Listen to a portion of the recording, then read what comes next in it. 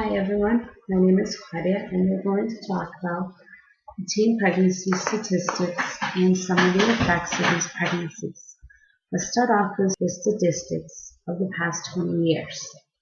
According to the CDC, or the Center for Disease Control, and the National Biostatistics Report recently reported on October 3, 2012, that amongst teenage girls age group 15 to 19, that in the data that dates back to 1991, there was approximately 61.8 reported pregnancies, and that's 61.8 thousand reported pregnancies. Then you go, the next reported time is 2007.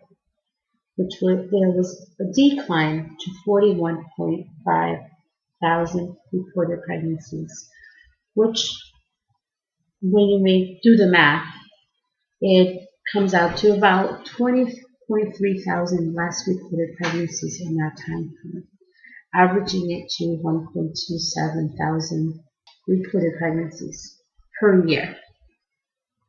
Then you go to the next time span that goes from 2007 to 2010, and there again is a decline from 41.5 thousand reported pregnancies to 34.2 reported pregnancies, or a difference of 7.3 thousand less reported pregnancies in that time frame, averaging it to be approximately 2.43 thousand less pregnancies per year, which was a huge difference from the 1.27 per year. Why is that? Well, it looks like we were doing the right thing. Prevention. Giving our teens the proper information so that there would be less. Then you go to between 2010 and 2011, there's a decrease of 2.9. Again, an additional decrease, 2.9 thousand less reported pregnancies in the more recent years. Therefore, we know we're doing the right thing. For prevention, we are doing what we need to do for these teenagers so that they are aware. But are we there yet? We're far from it, especially when you take the information from our country in comparison to developing countries. Their numbers are a lot less than ours. Unfortunately, I don't have that data to show you that. Therefore, to understand further and analyze the data from the CDC about teen pregnancy among all races, from what I showed you, that between 1991 and 2007, there was a significant decline, making the drastic changes in the more recent years that prove that we are giving our teens the information that they need so that they can try to prevent these pregnancies. When you take and you mix these pregnancies with their everyday lives, how does it affect them? Well, we know that it affects them because now, are they going to be able to graduate? They're teenagers, they're in high school, they're in middle school. Are they going to continue with their education? So therefore, there's a report from Child Trends, which is a nonprofit organization that did a survey back in 1997 that proved that teen moms are less likely to obtain their diplomas or their GEDs. And here you can see that in comparison, you have your teen moms who did have births before the age of 19 and the ones that did not. The ones that did have births between, younger than 19, only 51 obtained their diplomas. And you have the counterparts, 89. That's a huge difference. Then you compare it to the ones that continued on and obtained their GEDs later on. it only increased to 15%. But then you compare it, only 5% of their counterparts actually needed to get their GEDs. Why is the difference? This is from when they had their babies. And then, last but not least, you have the group that, for whatever reason, didn't obtain it. The ones that did not have babies, only 6% did not obtain their GED, did not obtain their diplomas. Look at the difference. 34% that did not obtain either. So how does that affect them with everything else? Well, there's a huge effect, because we know that in today's day and age, if you don't have an education, the jobs that you'll be able to obtain are a lot less than those that if you have an education, that if you have a diploma or even a GED, and then you have just in between the GED and diplomas, that you will earn less just because you have your GED. Then you add everything else into that.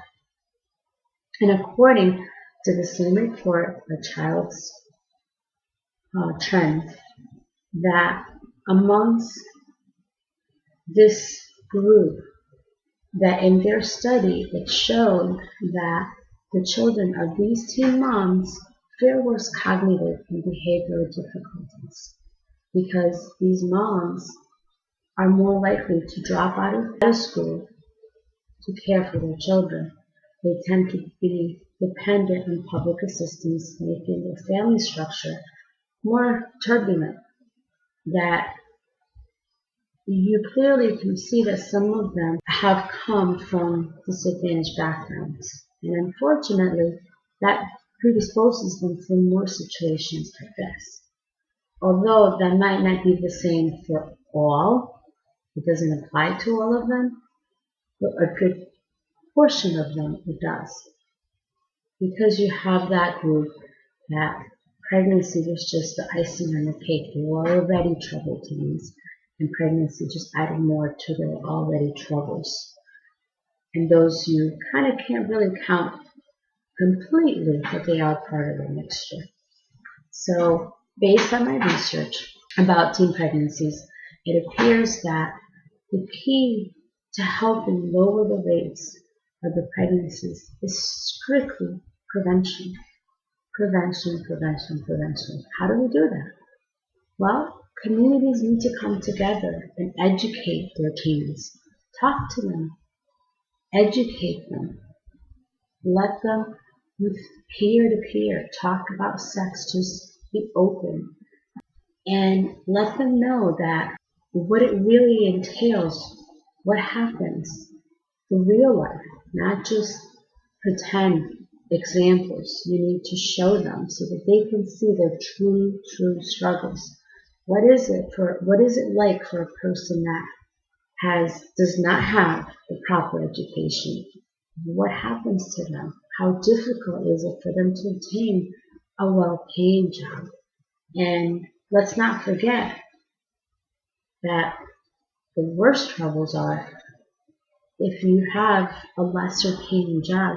Will that offset all your expenses? Absolutely not. And then of course, you have a person that doesn't have much of an education, and now you add a baby. Extra expenses. Are you able to make ends meet? Probably not, and therefore have to depend on public assistance for not just the baby. You have to obtain for yourself and to make ends meet. So of course, when everything gets added, it's a huge struggle for not only the mom, but the baby in the end as well. Therefore, as a society, we have an obligation to our teenagers. Well, we not only have an obligation to all teenagers, but to our girls, and let's not forget the boys, because they cannot be excluded from this equation. We need to educate them and not judge them. Although we are headed in the right direction with our prevention programs that we're putting out for them in communities, in whichever way, in schools, every way that we can give them prevention programs, we have to do it. We still have a long ways to go. we've had huge milestones, but we need to really help educate our teens so that they can better prepare themselves so that they can make the right choices, but we first have to give them the tools in order for them to succeed. And together, as a community, we will continue to add to the growing statistics of lowering the rates of teen pregnancies. Well, that's about it. I hope I didn't bore you and that you enjoyed the information I provided. And have a great night.